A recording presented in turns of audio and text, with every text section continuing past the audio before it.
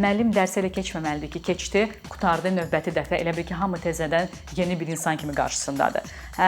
Həqiqətən dərs zamanı raport deyirlər də buna, müəllimlə tələbə arasında o mühit yaranmalıdır ki, mən səni bilirəm, mən sənin problemlərini başa düşürəm. Elə tələbələr var ki, çox danışırlar dərsdə, elələri var ki, utanırlar, daha çox dinləyirlər və o problemləri müəllim müşahidə eləyərkən və özü üçün qeyd eləyərkən çox düzgün yanaşma seçir dərsdə.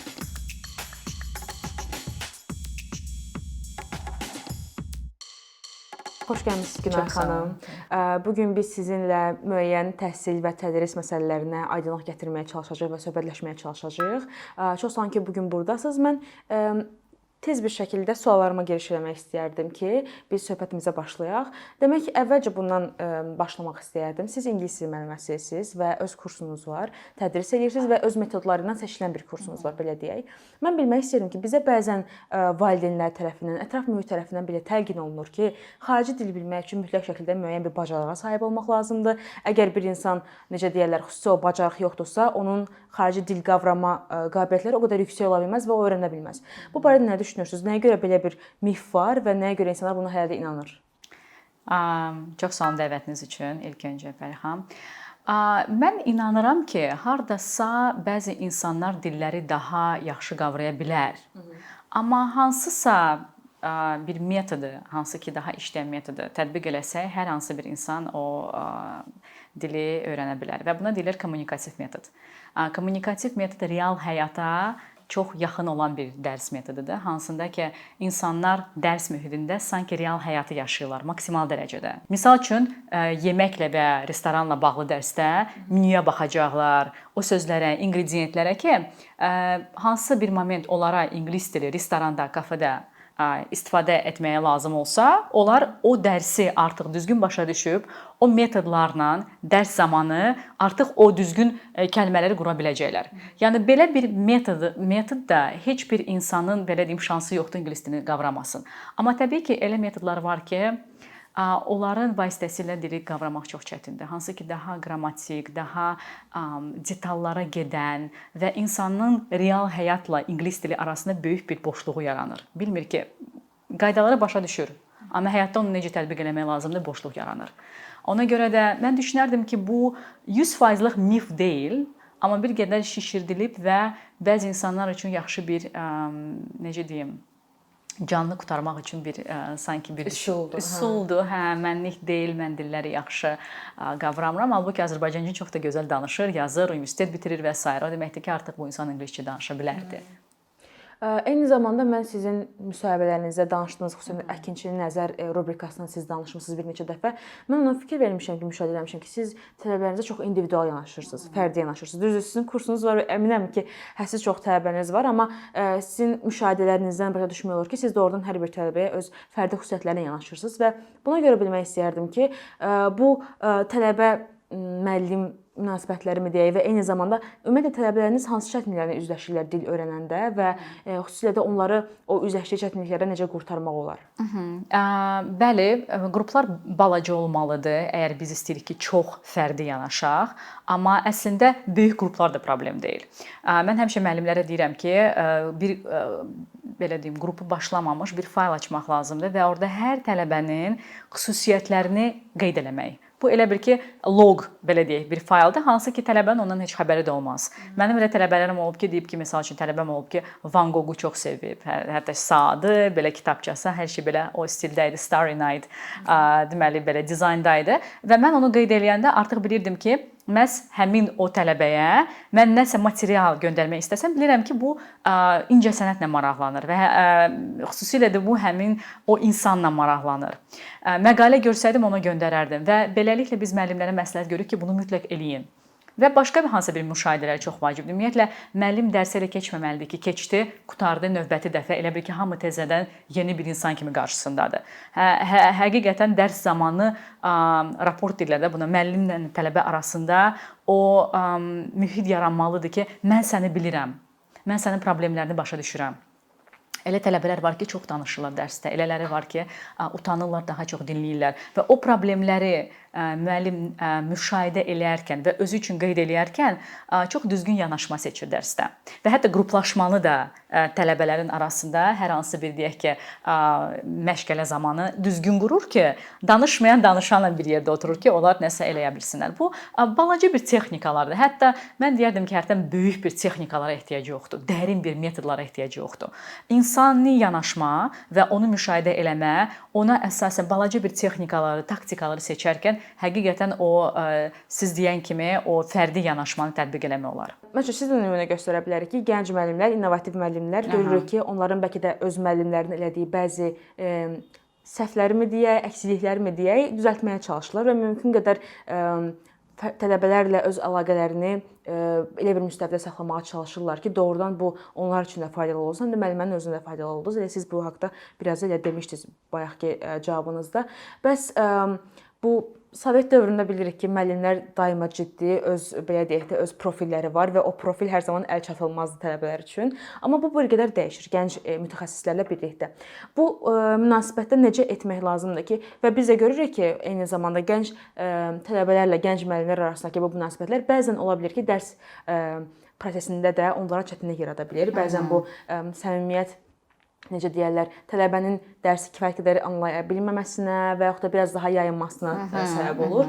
Bu münasibətləri necə qavramaq, necə belə deyək də, nisbətini götürmək lazımdır ki, həm tələbə bilsin ki, onun qarşısındakı müəllimə doğrudan onun haqqında maraqlanır, onun qayğısına qalır və onun dərsi öyrənməsi onun üçün maraqlıdır və eyni zamanda da o dost münasibəti yalnız belə deyək də, dərsdən kənarda qalır. Bunu necə tənzimləmək olar? Bəli, çox belə nazik və belə kiçik bir xətt var. Hansın ki, heç bir müəllim keçməməlidir, təbii ki. Mən ümumiyyətlə dostluq sözünü istifadə eləməzdim. Çünki tədris prosesi, biz buna kurs deyirik, biz ümumiyyətlə dil məktəblərinə kurs deyirik. Ümumiyyətlə kurs nədir? A nöqtədən başlayırıq və Z nöqtəyə çatırıq və bu bizim kursdur. Kurs o deməkdir də. Yəni və o kurs zamanı, kurs bitməyənə qədər müəllim müəllimlik funksiyasını aparmalıdır. Belə deyim, dost friend deməkdir ingiliscə. Kiməsə qarşı isə nəzakətli davranma friendly və mən onu məsləhət görəm müəllimlərə. Nəzakətli davranmaq, diqqətli davranmaq. Dost olmağa ehtiyac yoxdur. Bu da hardasa sərhədlərin pozulmasıdır. Çünki dərsdə bir iyerarxiya var. Və biz çalışırıq ki, innovativ metodlarla o iyerarxiyanı nə qədər düz eləsək o qədər yaxşıdır. Yəni belə olmasa da olar. Çünki buna deyirlər tələbə yönümlü dərs formatı, hansına ki, müəllim dayanıb belə deyim, nəzəri, məlumatı ötürmür. Daha çox belə səmimi mühitdə oturarkən nələrsə bir yerdə baxırlar, sonra misal üçün tələbələr qrup aralarında qrupla işləyəndə bir tələbə tək gələndə qalanda müəllim onunla oturub işləyə bilər və beləliklə qrup yarada bilər. Yəni bu səmimiyyətdir, bu gözəldir, amma yenə də bu müəllimdir. Və tələbələr bunu gözəl başa düşür. Müəllim funksiyası bir qədər dost tərəfə yönəliləndə onda o dərsi idarə eləmək biraz çətin olur. Ona görə də müəllimlik önəmlidir. Müəllim belə deyim, faktorunu qorumaq lazımdır. Halbuki nəzakətli olmaq, diqqətli olmaq, tələbələrin proqresini güdmək və ona əsasən düzgün addımlar atmaq lazımdırsa motivasiya, hansı bir tələbə dərsdə sönüb, gözləri artıq sönüb, ola bilər ki, motivasiyası hardasa itib, o tələbə ilə dərsdən sonra qalmaq, danışmaq, müzakirə eləmək çox gözəl şeylərdir. Amma bu nəzakətlikdir, yəni dostluq deyil. Və bunu da deyərdim ki, müəllimlər fərqlidir. Və mən düşünmürəm ki, hər bir müəllimlər fərqli deyəndə demək istəyirəm ki, insanlar fərqlidir. Yəni elə insanlar var ki, onlar daha belə deyim, açıqdır, çox gülümsəyirlər, çox zarafat edirlər və bu onun şəxsiyyətinə bağlı olan bir şeydir. Başqa müəllimlər hansılar ki, gözəl müəllimlərdir, daha ingiliscə reserved deyirlər, daha qapalı ola bilər, amma çox professionaldır, çox oxuyub, çox bilir, tələbələrlə işləmək istəyir, motivasiyası var. O fərqli müəllimdir. O daha o sərhədi qoruyur. Və mən deməzdim ki, burada bir resept var. Yəni bu yaxşıdır, bu pisdir. Hər birisi öz yolunu tələbənin ürəyinə və belə deyim, beyninə tapa bilər. Biz keçdik biraz danışıq münasibətlərdən, tələbə-müəllim münasibətdən, indi keçək prosesin özünə. Siz o bizim hər zaman dinlədiyimiz yeni metodologiya, yeni metodlar, tələbələrə daha açıq və onlara daha aydın olacaq dərs üsullarından danışırıq. Hər zaman bu sözləri eşidirik. Amma biraz biz baxanda icraya, ki bu necə icra olunur, hansı institutlardan icra olunur və s. burada biraz artıq bir problemlər görürük. Təəssüflər olsun ki. Belə deyək, sizin kurslarınızda siz ümumiyyətlə müəllimə kimi öz tələbələrinizə öyrətdiyiniz üsulları biz tədris sisteminə, ümumiyyətlə bu hansı üsullardır? Bunu gəlin aydınlaşdıraq və biz tədris metodlarına məktəblərdə, orta məktəblərdə və ya ibtidai siniflərdə onları keçə bilərikmi və onları belə deyək də keçirə bilsək əgər orta məktəbləri və ibtidai sinifləri burada hansı çatışmazlıqlar çıxa bilər və hansı əksikliklər və hansı müsbətlər ola bilər? Gözəl sualdır Pəri xanım. Deməli, burada hər şey müəllimlərin təlimindən başlayır. Biz ona görə YouSpeak-də müəllimlərin təliminə çox bir diqqət yetiririk və biz metodlardan çox danışa bilərik. Metodlar belə olmalıdır, burada tətbiq eləmək lazımdır, praktika lazımdır və sair, hansı ki, çox düz şeylərdir. Hamısı elə də var. Çoxlu hal-hazırda resurslar var, onlayn resurslar, innovativ resurslar. Ümumiyyətlə bu EdTech ilə buna Education Technology sahəsi hər gün inkişaf edir. Bu çox vacibdir, çox düzgün bir istiqamətdir. Halbuki müəllim bunu istifadə eləyə bilmirsə, bu bilirsiniz biraz nəyə oxşuyur? Hansısa bir xəstəxanaya bir gözəl avadanlıq gələ bilər, ən son avadanlıq. Amma həkimlər əgər təlim olunmayacaqsa, bunu necə istifadə eləmək lazımdır? O düzgün istifadə olunmayacaq. Eyni də burada. Metodlardan çox danışa bilərik, amma müəllimləri bu təlimlərdən biz keçirtməsək, ən ibtidai siniflərdən, hətta preschooldan başlamış hər hansı bir yaşa qədər fərqli metodlar var və onları workshop şəkillərində keçmək lazımdır. Workshop şəklində, hansı ki, daha çox bizim seminar dediyimiz bir formatdır. Workshop sözü məncə Azərbaycanca yoxdur. Hansında ki, hamı bir qrup kimi işləyir və nəyisə tətbiq eləməyə çalışır. Biraz eksperimental, biraz laboratoriya sayağı bir iş prosesi gedir. Hansında ki, müəllimlər həqiqətən çalışır ki, o düzgün metodu özləri tətbiq eləsin. Və başqa müəllimlər burada tələbə kimi funksiya göstərə bilər və həm tələbə, həm də müəllim tərəfdən belə empatiya yaranır ki, məsəl üçün mən tələbə olarkən mənə bu tapşırıq bir qədər mənasız gəldi ya da çətin gəldi. Və belə bir workshoplardan başlayarkən və onları tətbiq eləyərkən müəllimlər yavaş-yavaş inanmağa başlayır. Onlar başlayırlar inanmağa ki, bu həqiqətən dərs prosesi belə qurulsa daha effektiv olar. Və onda artıq biz universitetlərdə, məktəblərdə bu yeni prosesləri tətbiq eləyə bilərik. Bu proseslər ümumiyyətlə nədir? Dərsin bir gedişatı var, xüsusilə də dillərdən danışsaq, hansında ki, müəllimin funksiyası həmin o dərsin bəzi yerlərində daha güclüdür, bəzi yerlərində isə daha zəif olmalıdır. Müəllim elə bil ki, biraz arxaya gedir və daha çox prosesi moderatorluq eləyir. Müşahidə və moderatorluq eləyir və orada tələbə daha çox ortaya iş qoymalıdır, daha çox tərləməlidir və bu işi görməlidir. Halbuki təəssüf olsun ki, mən bunu çox az görürəm.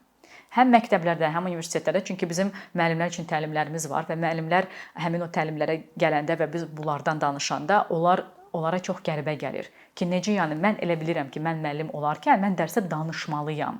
Mən öz funksiyamı belə yerinə yetirirəm. Mən dərsdə tərləməliyəm. Halbuki bu elə deyil. Çünki resurslar artıq o qədər çoxdur ki, dərsi düzgün qurarkən, dərsin arxitekturasını düzgün qurarkən, müəllim müşahidə eləyərkən özü görür ki, necə tələbələr o işi özləri görür.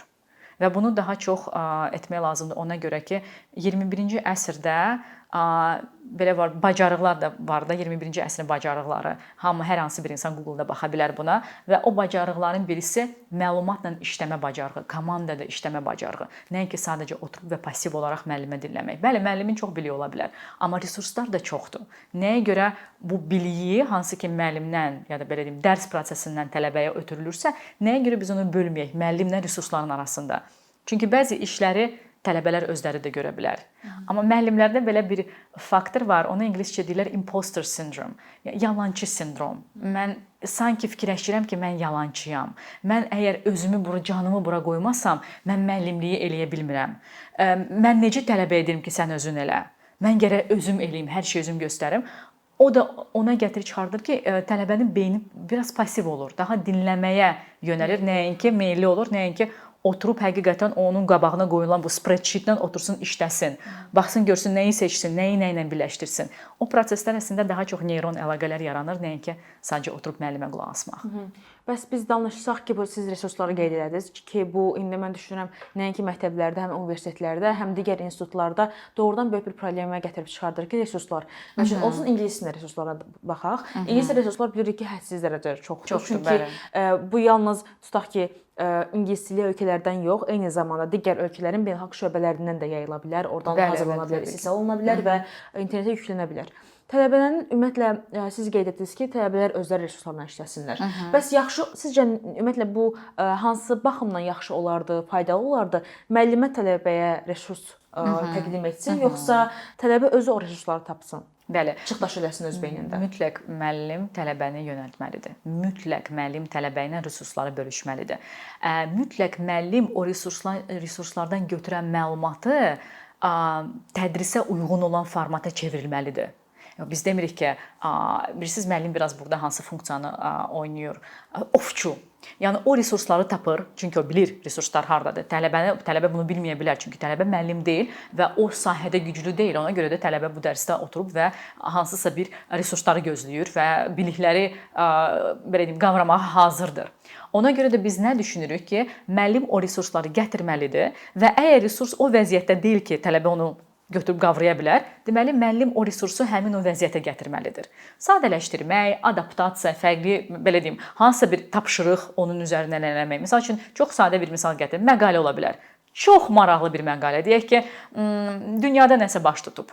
Siyasi ola bilər, ümumiyyətlə nəsə təbiətlə bağlı ola bilər bir fenomen, nəsə çox maraqlı və müəllim bilir ki, onun auditoriyası, onun tələbələrinə çox maraqlı bir şey ola bilər. Amma çətin akademik bir dildə yazılıb. İlk öncə tələbə müəllimə o resursu tapır, sonra o resursu adaptasiya eləyir. Və biz düşünməliyik ki, hər müəllim bunu cəhd eləməyə hazır olmalıdır. Biz hərdən bunu müəllimlərdən eşidirik, mən onu necə təzədən yazım, dəyişim. Əslində bu sadələşdirmədir. Yəni çətin feilləri daha asan feillərlə dəyişmək. Ya da ümumiyyətlə deyək ki, növbəti dərsin mövzusu keçmiş zamandır. Yəni o məqaləni sadəcə keçmiş zamana keçirə bilər və o əgər mümkündürsə təbii ki və mənanı dəyişməsə, bəli. Və o zaman tələbə həm maraqlı məlumat ala bilir, həm də ki müəllim tərəfdən o məlumat artıq hazır yemək şəklində ona təqdim olunur. Yəni sadəcə nəyisə tapıb təbiətdən biz masanın üzərinə ata bilmirik də belə metaforik danışsaq. Biz onu hansısa bir yemək vəziyyətinə gətirib və onda tələbə artıq onu qavrayır, mübadilə eləyə bilir. Bu çox vacibdir. Yox, mən demirəm ki, tələbə getsin və özü resurslar tapsın. Halbuki mən onu da məsləhət görərdim. Niyə ki, yox? İnternet, siz demişkən, hədsiz dərəcədə resurslar var və o maraq tələbədə ki, müəllim mən filan şey tapdım internetdə və müəllim buna çox açıq olmalıdır. Nə gözəl ki, sən bu resursu tapdın. Çünki elə 21-ci əsrin deməli bacarıqlarından biri də araşdırma bacarığıdır. Hansı ki, müəllim düşünürəm ki, ümid edirəm ki, düşünməz ki, məndən çox öyrənmək istəyir, məndən gedib nəsə internetdə araşdırıb mənim qabağıma nəsə resurs qoyur. Hardasa o müəllimin mənliyinə toxuna bilər, amma düşünürəm ki, toxunmasın. Çünki hamı bilir ki, biz Google-a girib çox şey tapa bilərik və əgər bunu tələbə cəhd edibsə, müəllim buna gözəl baxmalıdır. Yəni müsbət bir vəziyyətdə də, əgər maraqlanıbsa. Eyni zamanda bunu da soruşmaq istəyirəm ki, bayaqki söhbətimə bir referans olaraq bunu davam etmək istəyirəm ki, Sovet dövründə o bir daha dediyim kimi əvvəlki dövrlərdə müəllim daha ciddi, daha çatılmaz, daha belə deyim, mysterious dediyimiz gizəmli bir obrazı var idi və hətta bəzən sosial şəbəkələrdə bu müzakirə olunanda deyirlər ki, mən düşünürəm ki, müəllimlərimiz yemək yemir. Hətta o dərəcədə qəribə və o dərəcədə insanlardan uzaq bir varlıq kimi görünürdülər. Amma biz düşünüb baxsaq bu günümüzə, sizin TikTokda paylaşımlarınız, Instagramda paylaşımlarınız və öyrədici paylaşımlarınız və hətta mən bildiyim qədərilə You Will Speak bir səhifənin tərkibində bir rubrika kimi başlayıb. Hətta bunların hamısı həm sizin belə deyək, tələbələrinizə, potensial kütlənizə sizə ona imkan verir ki, onu başa düşsünlər ki, siz daha fərqli metodlarla, həm də daha səmimi, daha maraqlı, həm daha əyləncəli bir dərs keçirirsiniz, dərs prosesi insanlara vəd edirsiniz. Həm də o baxımdan ki, insanların belə deyək, daha inandırıcı olur da, onlara gördüklərini artıq bilirlər ki, onlar dərs prosesində nə görəcəklər, nəyi öyrənəcəklər, nəyi belə deyək, düşünə bilərlər, nəyi planlaya bilərlər. Bu baxımdan soruşmaq istərdim ki, siz necə düşünürsünüz? Sizcə bu əvvəlki müəllimə obrazı ilə, profili ilə, indiki müəllimə obrazları baxımından, həm də yenə əvvəlki sualıma bir daha referans vermək istəyirəm ki, gənc müəllimlər, gənc mütəxəssislər nələr dəyişdi və nələr müsbətə doğru dəyişdi və nələr belə deyək də bir qədər yerindən oynamağa başladı o əvvəlki sistemlə müqayisədə? Mənim кейsim bir qədər unikal keysdir. Nəyə görə? Mən uşaqlıqdan ümumiyyətlə aktrisa olmaq istəyirdim və bu enerji məndə var. Və mən ümumiyyətlə TikTok, Instagram, Facebook olmasaydı belə, mən öz dərslərimdə belə dərsləri belə aparardım. Hansı ki, idiomlara, metaforik yollarla nəyisə başa salmağa mənim çox böyük bir həvəsim var. Çünki dil ümumiyyətlə çox metaforik bir anlayışdır. Ona görə də idiomlar, slanglər və s. kimi anlayışlar var, hansı ki bizim fantaziyamızı sanki oyadır.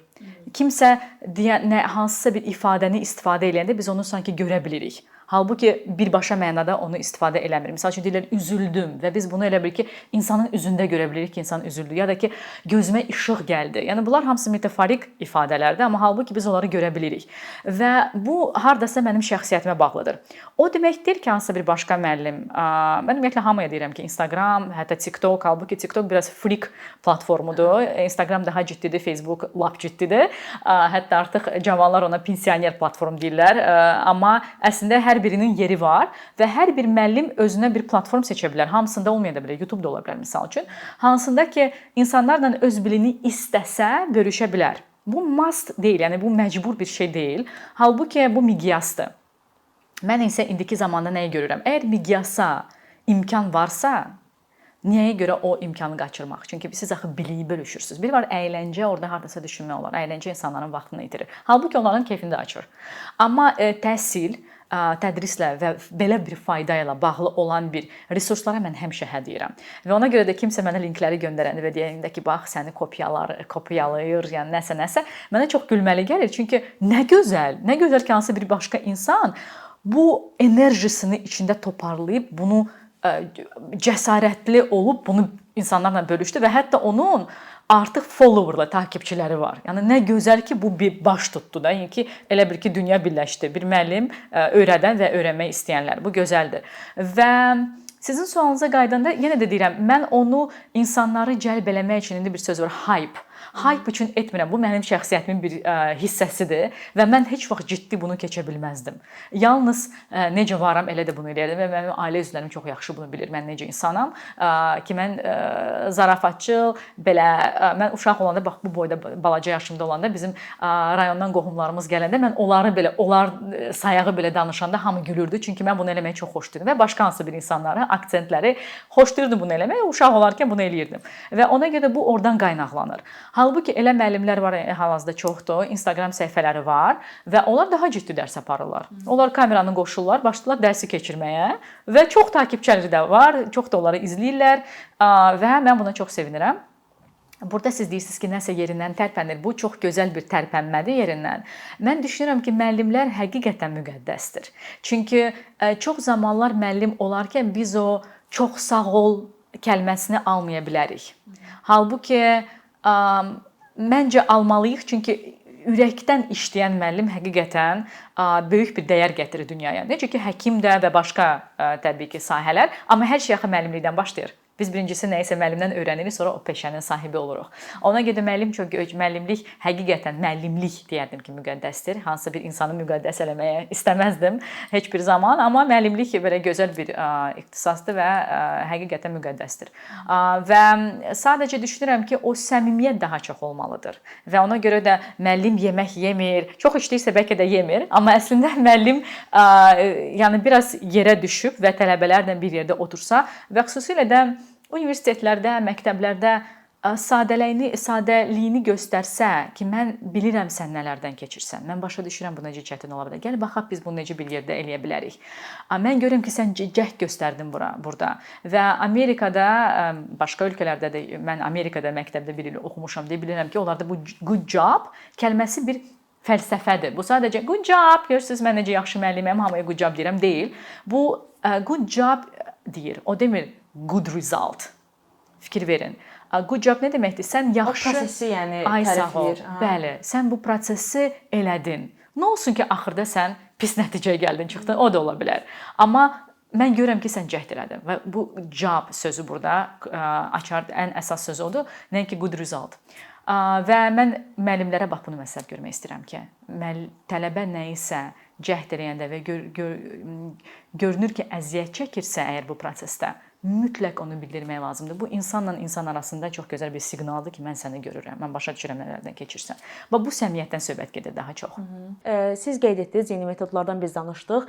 Bəs yeni metodların hazırda bizim təhsil prosesimizə, orta məktəblərə, ibtidai məktəblərə heç fərq etməz, digər təhsil institutlarına cəlb edilməsi üçün nələr lazımdır? Hansı ki, bunlar birbaşa sizdən qaynaqlanmır. Bu artıq belə deyək də, bu belə prosesdən və strukturlardan, yəni ki, dövlət strukturlarından qaynaqlanır ki, bunu necə etmək olar? Mən yəqin ki, ilk ağlıma gələn söz ekspertlər oldu. Hansı ki, hər bir sahənin ekspertləri var. Uşaqlarla işləyən ekspertlər var. Hansı ki, məhz ibtidai siniflər, ümumiyyətlə pedaqogika nə deməkdir? Hal-hazırda bu sahədə hansı resurslar var ki, işləyir? Məsəl üçün gamification deyirlər, oyun sayağı, motivasiya növləri. Və bu ekspertlər bunu bilir.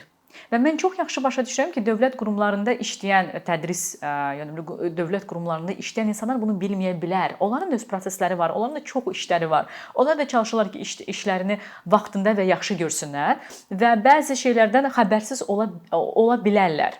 Ona görə o ekspertləri və onları hətta işə götürməyə də ehtiyac yoxdur. Sadəcə konsultant, ekspert kimi yəni ki, işə cəlb eləmək və sanki o prosesə yenilik gətirmək üçün cəlb olunmalıdırlar. Məncə ekspertlər və o prosesə açıq olmaq. Çünki hal-hazırda learning management sistemlər var fərqli. Məsəl üçün Blackboard adında bir platform, hansı ki, indi Bakı Dövlət Universiteti başlayıb bu yaxınlarda. Çox gözəl bir şeydir, alqışlayıram.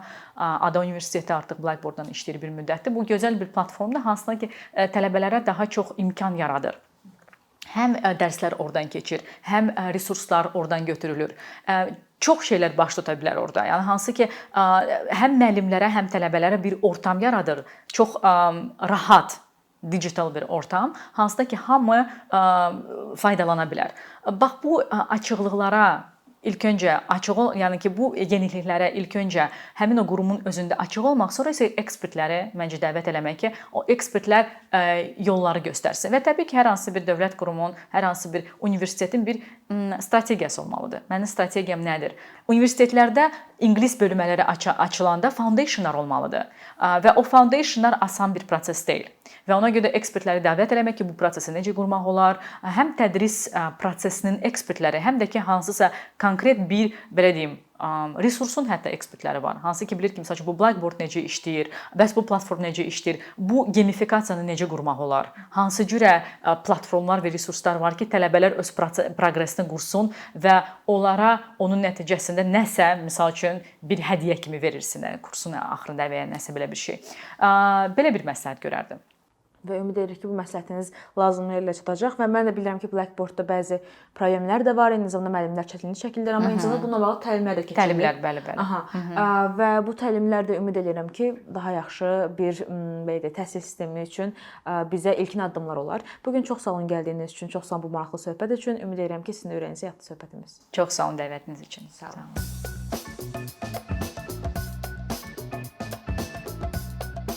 Bir neçə ildir ki, əkinçi olaraq azərbaycanlı izləyicilərin hər zaman faydalana biləcəyi keyfiyyətli və ən əsas ödənişsiz kontent hazırlamağa çalışırıq. İndiyədək təqdim etdiyimiz onlarla animasiya və yüzlərlə çəkilişlər tələbələrin, mütəxəssislərin, müəllimlərin və ümumiyyətlə yeni mövzulardan xəbərdar olmaq istəyən çox sayda insanın marağına səbəb olub.